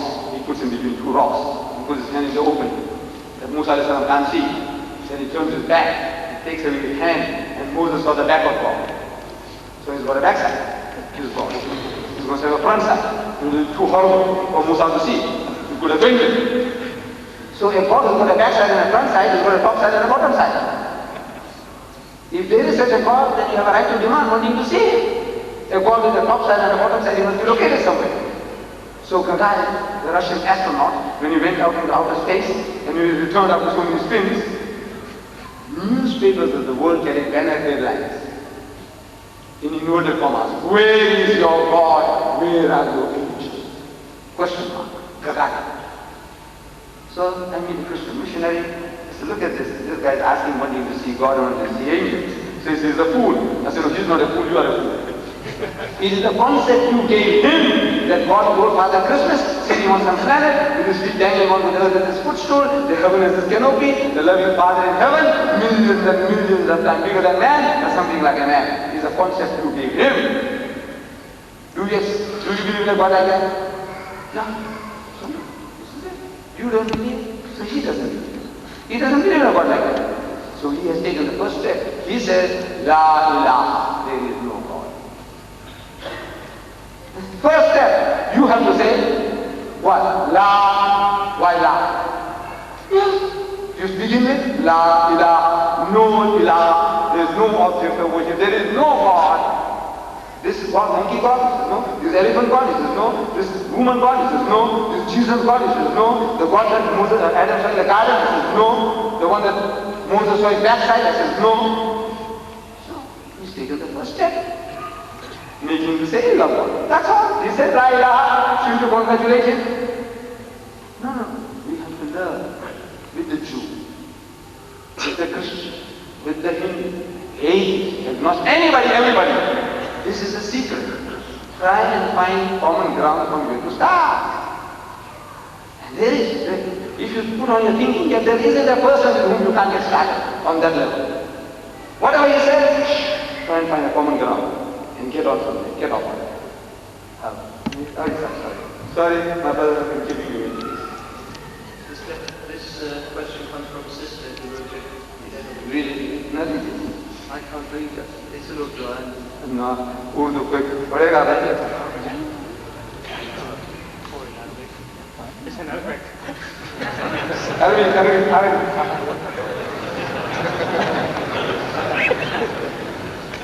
السؤال يقول هل المسيحيين الذين هم الآن هم من يحل لنا أكل طعامهم وأن يأكلون طعامنا وأن يأكلوا طعامنا كما جاء في القرآن الكريم? She is asking me if this Christianity who are living nowadays, or those people who they allow to eat our food and we allow to eat their food as revealed in Quran. My dear sister who wrote this, you see, my strength is my weakness. My strength is that I am an expert in comparative religion. And I told you how I became an expert. This is my field. This is the matter of Sharia, the law of Islam. Sharia, you have the Allah. If you doesn't know, replace it, get another one. This is not my field, please. Don't embarrass me, because I'm going to make statements here and then you put me in a compromising position. You watch, I'm talking about comparative things with authority. I said I'm an expert, and I am an expert. If you have any problem in that field, come to me, it makes me happy. Because when I'm explaining to you this, I'm feeling that I'm shining before you all. This now I start answering, I start apologizing before you. Make me feel very small. Don't belittle me. Ask the chef and the imam when the time comes. No, this is not the occasion. Right, any other question? Brother Deedat, nice to have you here amongst us. My question is in a form of a little statement. A little while ago we heard your speech telling us that in your place, back home in Surat, there were a lot of neon lights and people used to be proud of wearing this kind of I-21. And when you went back recently, you found that people didn't have their caps on because India is independent now. There's a lot of persecution going on there. Similarly, here in this country, there is a color discrimination. And worst is the religious discrimination. And especially we Muslims. And especially... I think the mic is not on.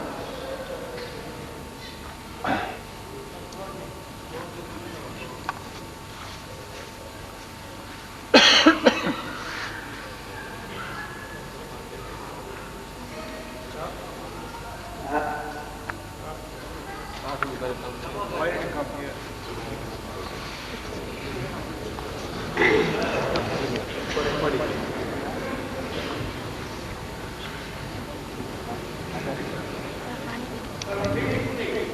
Assalamu alaikum. Alaikum salam. Simply for those people who have not heard this before, I was putting a question in a form of a statement that Brother Deedat had visited back in India, this place where he originally came from. And people used to, in them days, wear this cap on their head. And there were some nearby, the people who really fought and defended Islam. But then recently when he went back, he found that people weren't wearing this cap because India is now independent and there's a lot of persecution going on of the Muslims there. My question is this, that in India, there are many more Muslims than there are here in England. In England, there is a discrimination of color and there is a greater discrimination of religion. We have an Islamic Education Society in Hayes, and when I approached a government department for an assistance, they looked at the name of my letterhead, Islamic Education Society, and they said, sorry, we don't give any help to the religious organization. Now, this society doesn't only propagate Islam, but it also does other social work for the community in that area. And the Muslims everywhere have their own social needs apart from their religion. But they are thrown out of the window simply from the title. We also heard that in India they are trying to dissuade you from using your name. The example was given. Similarly, there is an effort here also to dissuade you from using your name, to dissuade you not to use your Islamic name for the organization. Take out the word Islam completely, take out the word Muslim completely, become a youth, Asian youth, right. Become an Asian youth organization, then of course you will get all the funds. But that Asian youth may be controlled by the Muslim youth. I am asking AHMED to throw more light and tell us that how do we defend this identity under such circumstances. Thank you.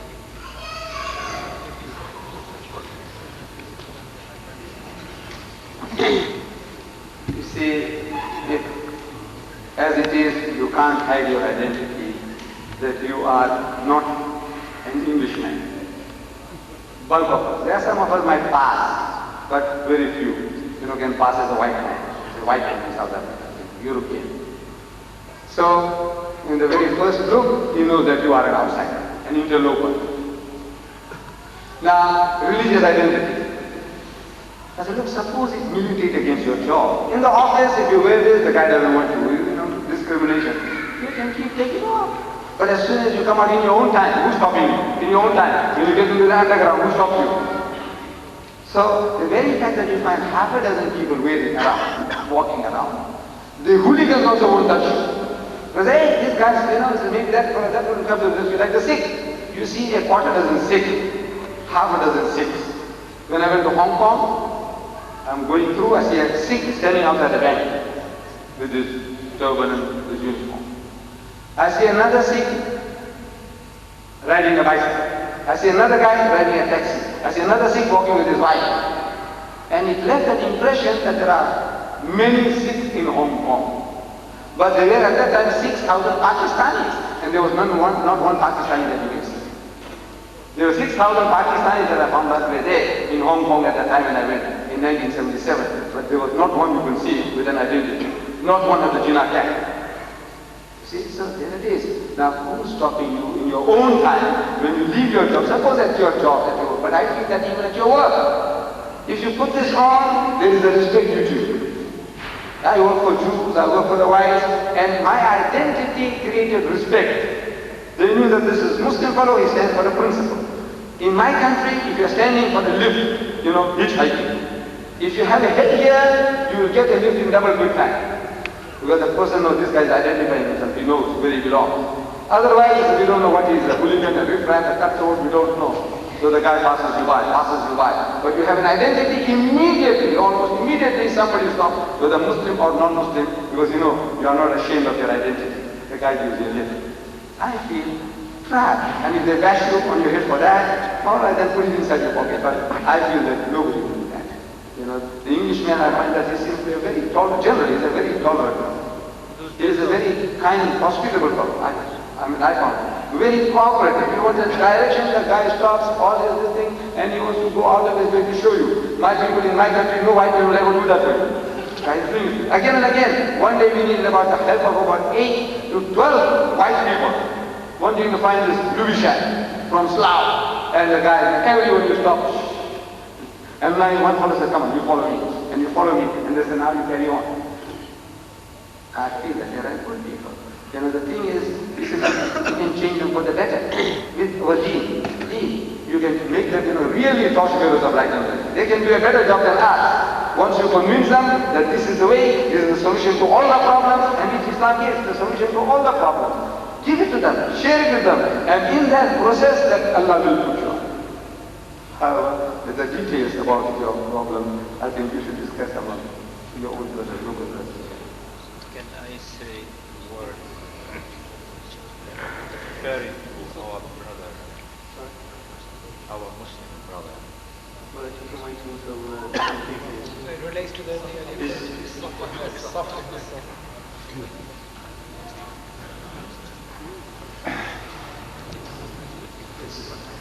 Has the sister got a question? There is a microphone provided upstairs for sisters to ask questions. Hello. Brother Deedats, I wanted to let you to say that we should change the environment before environment changes hands. But the environment doesn't care anyway. Our children go to school and read Muslim religion, but the other people, the mothers, they don't care. We don't care whether Jesus is God or not. We just live the life we want to live. And then, our children will say that yes, it's better not to know the religion anyway. Nobody cares about religion anyway. How do you change these people?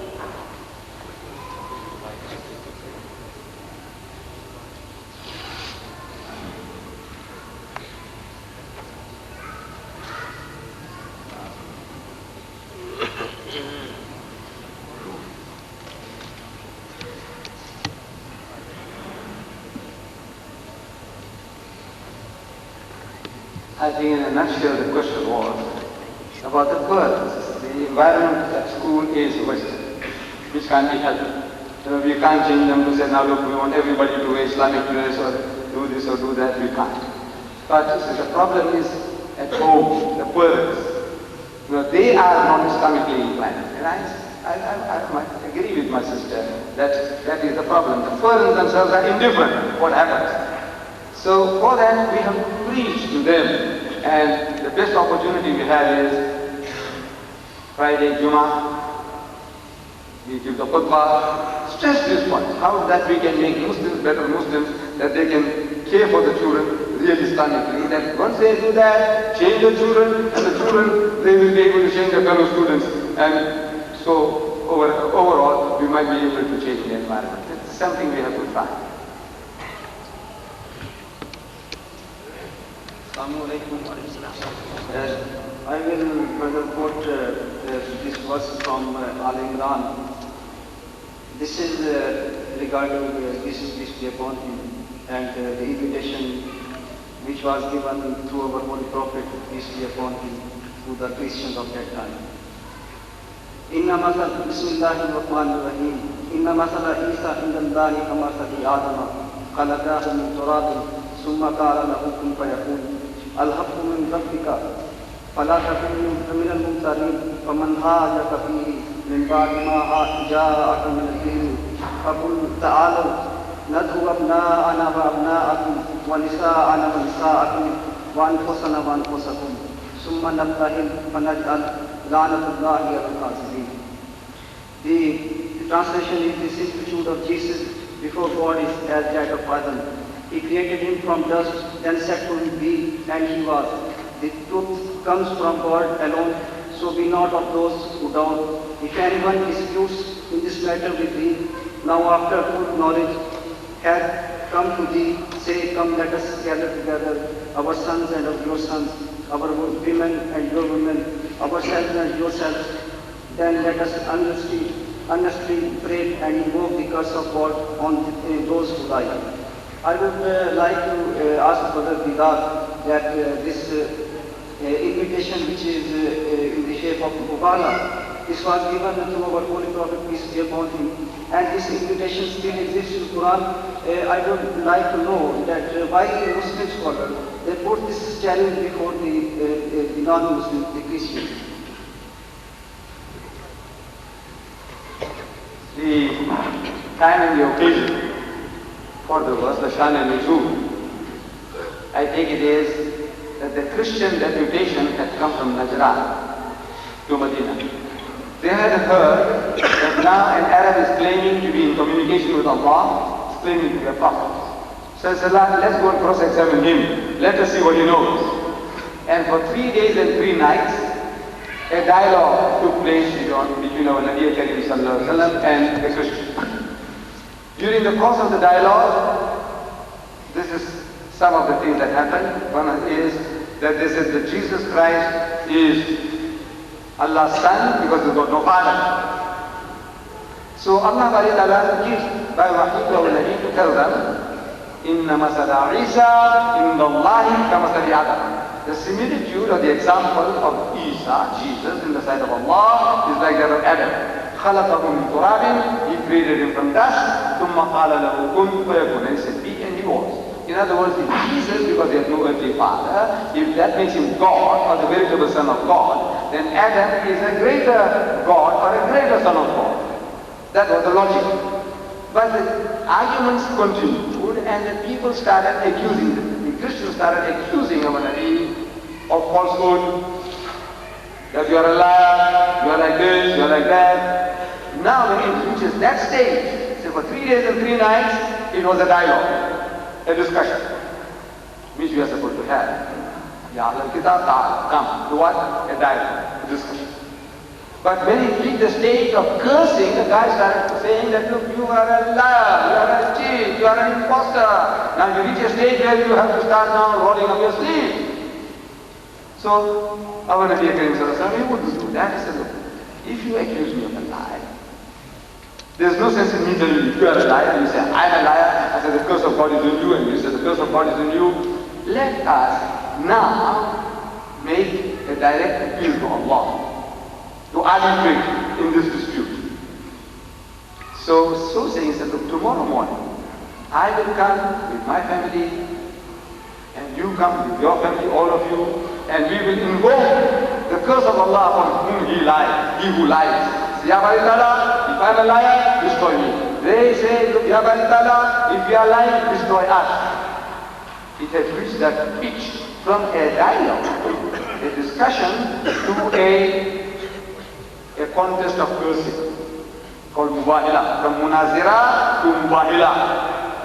So if you reach that stage, then that's the only way out. If the man says, look, everything, nothing works, and the guy is cursing, abusing you, that God will destroy you, so well, then we will pray to God to destroy who lies. That is the difference. But we haven't even started the dialogue. When we talking about cursing people, when we haven't opened your mouth, first open your mouth. See, invite all the ways of the Lord with wisdom, and with beautiful preaching, and reason with them, ways that are best and most gracious. Old Quran is the system Allah is teaching you how to do the job. If you have another occasion, I will tell you how Allah does the job. I can carry on, hold you up another half an hour, but it's not fair to anybody, not to me. From this morning I have been at it, all over where I'm going. I came straight from somewhere, straight from the masjid. I want to go to the hotel, I have no time to go to the hotel. I just came straight here because circumstances forced. So there is a limit to what we can carry on, but this is the situation. The situation is, number one, you must start with a dialogue, a discussion. Long before you come to the stage of cursing. And in this environment, in this day and age, you won't come to that stage. The guy will back out, you will back out, and say, look man, I agree to disagree. If this is your way, lakum dinukum waliyadin. You come to that and say, you go your way, I go my way. As a last resort. Lakum dinukum waliyadin. Your religion, to be mine. As a last resort. You will not come to this stage. Like our Nabi in that primitive time, the Christians, they provoked him to that. They said, all right, Allah says, then come, let's get together and let's invoke the curse of Allah upon him who lies. So that Mubahila is the last resort. Could questioners please keep their questions short and simple? And the next question from sister, please. Assalamu alaikum. Brother Deedats, I'd like to ask you something to do with Christians.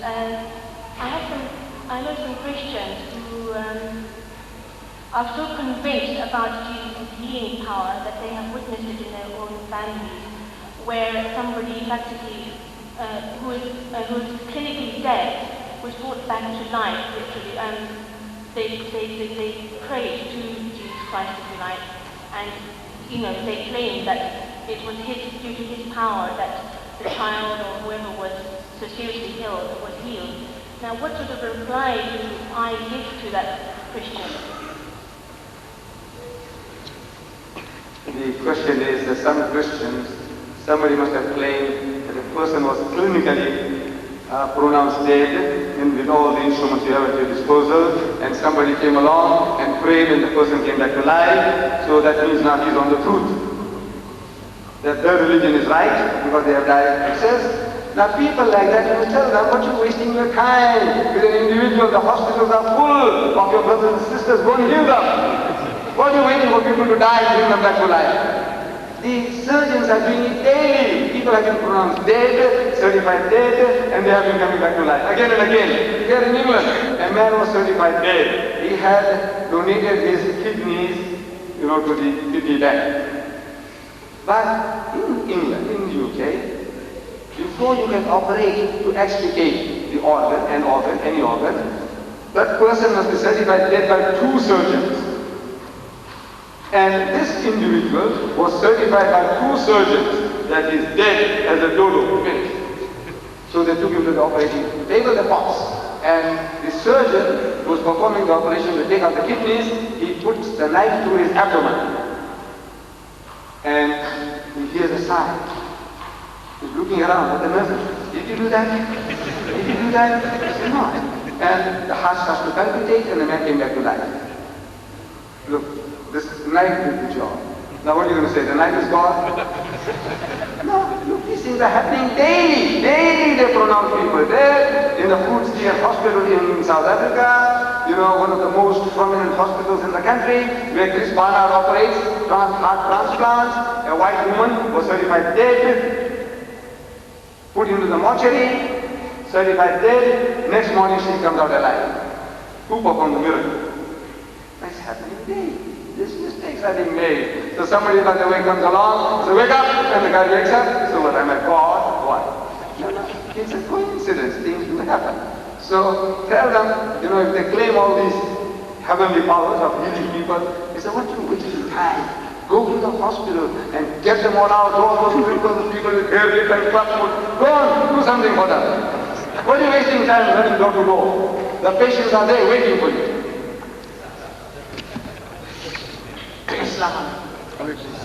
Now, Christians claim that the Quran actually says that Jesus will die and will be raised up to life again in Surah Maryam verse 33, which the translation of which follows as, so peace is on me the day that I was born, the day that I died, and the day that I shall be raised up to life again. What is your answer to that, please? Now the answer is straight, it's there. Allah is telling you, stands to reason what happened in the Royal Albert Hall was that this Arab Christian, he mistranslated that verse. See, the same fellow, Anish Sharosh, Dr. Sharosh, he had come along at the Royal Albert Hall. It's on tape, V19 tape, I think it's available there, where he comes along and he says, look, what have you to say? This is what he said. If the Quran is indeed from God, does it contradict itself in as much as it says, Therefore Jesus was born, he died and he rose again. You spoke like an Arab. I don't speak like an Arab, but it's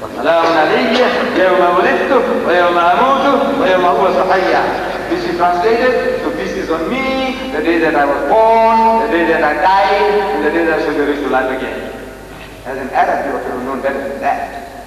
But the answer was, I reread the verse, and I told him then, which translated means, so peace is on me, the day that I was born, the day that I die, and the day that I shall be raised to life again. The day that I die, it is not the day that I died. It's not died, it's in the future. So we believe that there will be a day that Isa salam must die. Allah says that every soul must taste of death. Every soul. Jesus must also, he must taste of death, and Allah brings him back to life again. This is our belief with regards to all human beings. Everybody must die, and everybody must be raised to life again. Not excluding Jesus. Can a sister ask a question, please?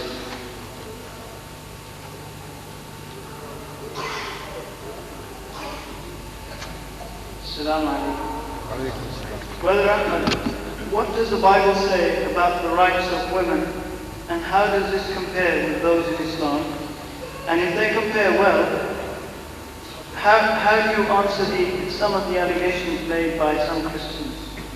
For example, what allegations? They say that Muslims mistreat women and women are covered and such allegations.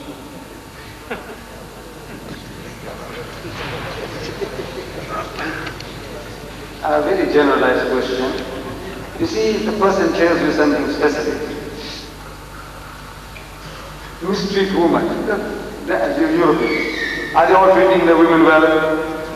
Are they? When we get reports, what's happening, not leave out the women, their own children. They're committing incest with their own children. It says 8% of all wives in South Africa, they commit incest with their own daughters, not stepdaughters, 8%. So what are you talking about? The wife can say, what are you talking about? You have a right to point a finger at us. You, last June, 300,000 sodomites, you call them gays. They gathered in San Francisco on a pilgrimage, led by 50 lesbians on motorcycles. You have a right to point a finger at us. When I came on my previous trip, 8,000 gays, they gathered in Hyde Park, selling their wares, trying to tell people that there's something wrong with you should be like them, you have a right to point a finger at us. You have a surplus of women. There are 3 million more English women than men. If every man in England got married, there will be 3 million women who can't get husbands. This is find a solution for them. In New York, your Christian nation, New York, there are 1 million more women than men. If every man in New York gets married, there will be 1 million women in New York who can't get husbands. I'm telling my Arab brother, go there. And then go at a time. Bring them back, go at a time. You can't propagate Islam to them out, go and marry them and take them and get every year 4. And of the manpower that they have there, 1/3 are gays, 1/3 are gays. Sodomites, 1/3. See the problem? Catamites and sodomites, 1/3. You have a right to point a finger at us. This filthy, dirty thing, sodomy, you call it gay. What a beautiful world you are prostituting.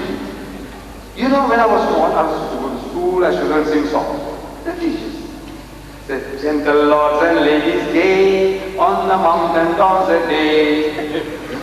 Ladies gay means happy and gay, happy and good, and say happy go lucky. It was very gay, happy and gay. It was a beautiful world, happy and gay. Now he said, yeah, happy and gay.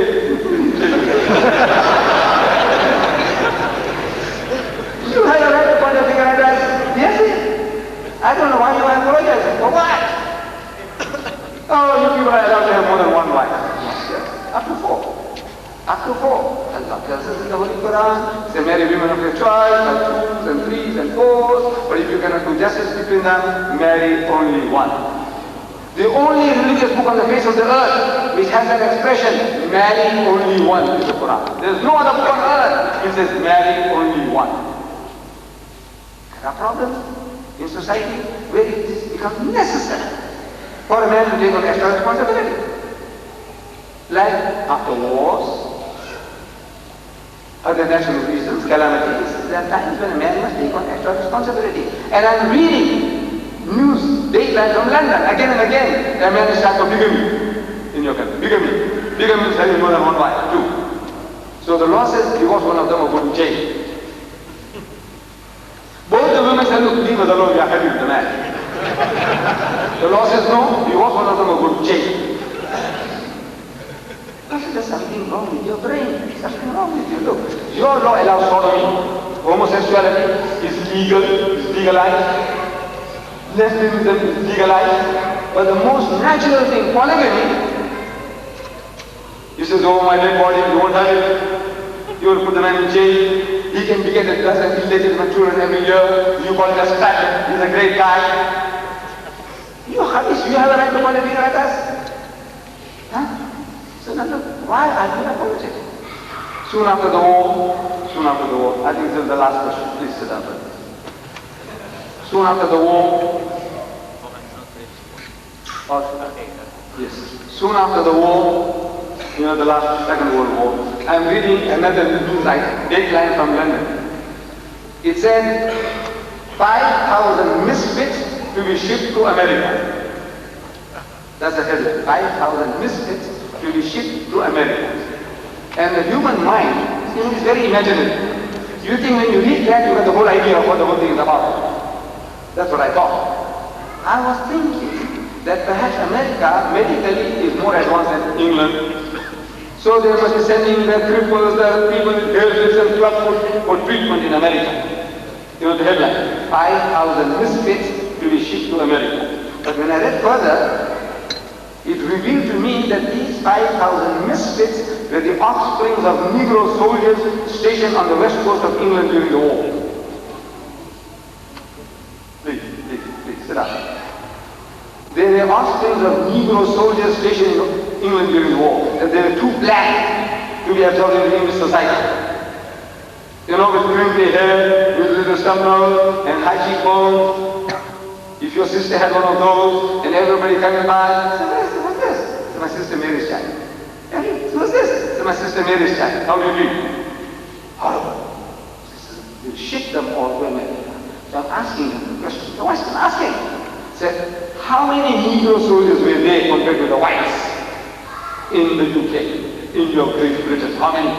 Compared to the white Australians, the white New Zealander, the white South African, the white Canadian, the white American, the white Free French, the white Free Polish, compared to the British soldier.